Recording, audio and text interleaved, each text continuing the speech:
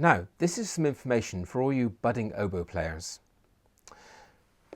The oboe is, to be quite honest, my favourite of all the instruments, but it can be a bit temperamental.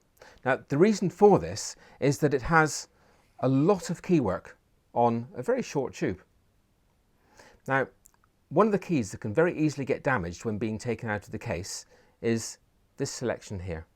These are called the feather keys. So it's very important that when you're taking it out of its case, you don't grab hold of these.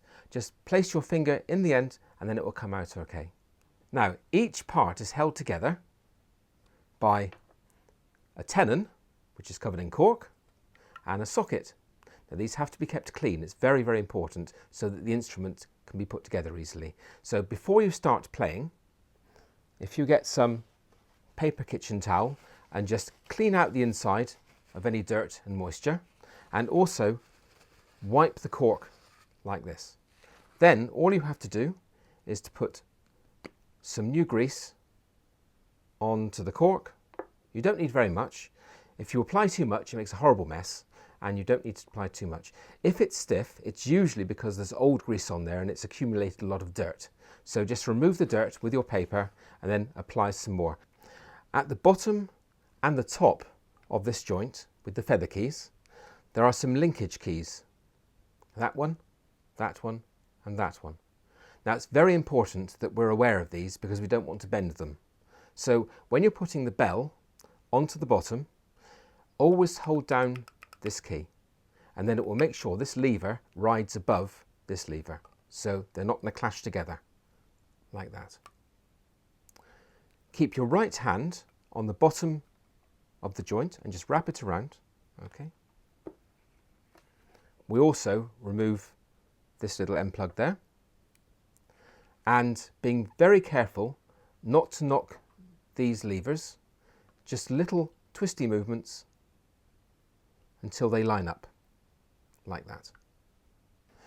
One of the reasons why an oboe can be unreliable is that it has lots and lots of little adjustment screws.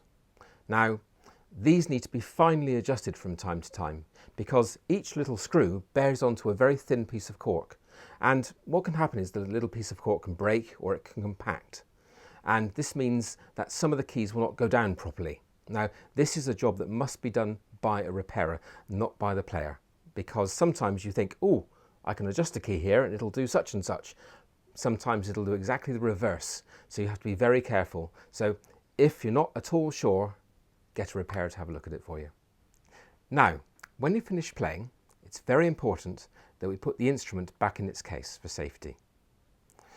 You must remember to disassemble the instrument in the same way that you put it together.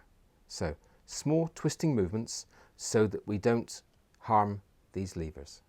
Okay. And just place it back in its case just for a few minutes, because now we need to clean it. Now, to clean an oboe is actually quite tricky because this is a very small tube and it gets smaller right at the end where the reed goes. We need a cloth that is big enough to fill that, but small enough not to get stuck in there. So what we have is a very special pull-through made of silk with a piece of string and a weight on the end. Now, silk is shaped like a kipper tie, very, very, very thin at this end and very fat at that end. Now, what you mustn't do is pull it through the whole tube of the top joint. So what we do is we feed the weight through the biggest end of the top joint and drop it through. And then very slowly, allowing the cloth to absorb the moisture, pull it through about halfway. Do not pull it all the way through, because what will happen is that the moisture will be trapped in the cloth and then squeezed up through little holes in the tube, which we don't want it to do. We want it to absorb the water. So only pull it through halfway. It will absorb all the water quite happily. And the other thing is, if you pull it all the way through, there is a chance you could get it stuck. And sometimes if you pull really fast, you can actually get it knotted, and then you have to get it to a repairer to have that removed. So not a nice job. So leave it in there for 15, 20 seconds just to absorb the water and then pull it out the way it came. Now this is really only necessary for the top joint. The bottom joint, this bit here, is a nice wide tube. So we can pull it all the way through, nice and slowly again, not too fast, and it's not going to get stuck. And just check there's no water in the bell. If there is, just wipe it out like this, and that's all you need to do. Now, this now is going to be full of water.